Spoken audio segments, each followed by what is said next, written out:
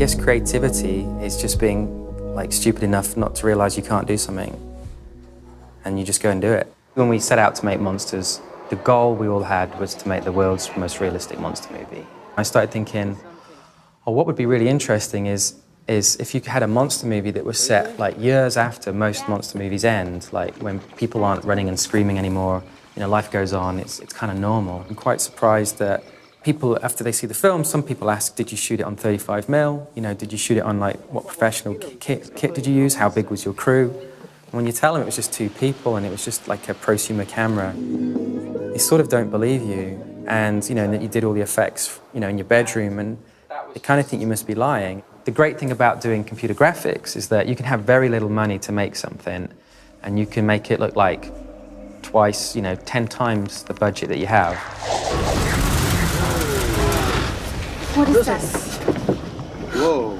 Like, you can go in the shop now and you can buy a laptop that's faster than the computers they use to make Jurassic Park on. The main thing that was stopping people using like prosumer equipment and go making a Hollywood film, it used to be that the resolution was different, but now with high definition cameras and TV and stuff, that's cinema resolution.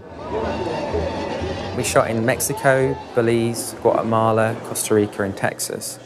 We were all in the back of a bus, literally just jumping out, shooting a scene, jumping back in the bus. We were essentially turning up and within 5 minutes saying, can we film you, can you be in a movie, can we go in your house? Can we film your kids? And they were all like, yeah, you know, fine, great. And they all got it. We also had our editor and an assistant who were staying in the hotels. They were cutting the film on a laptop. They would start editing the scene straight away and we would go off and film the next day.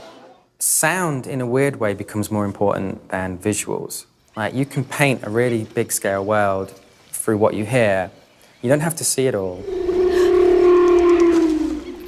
You forgive a bad image if you can clearly hear the sound well, but you don't forgive a great image if the sound is terrible.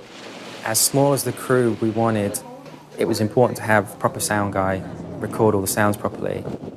Things that were true 10 years ago are no longer true anymore. You can do stuff at home. I mean, you can. We did do stuff at home that is now going to be in the cinema, and people can't tell the difference. So it's completely liberating people, and I think like the rules that used to apply to me when I was in film school like are no longer true.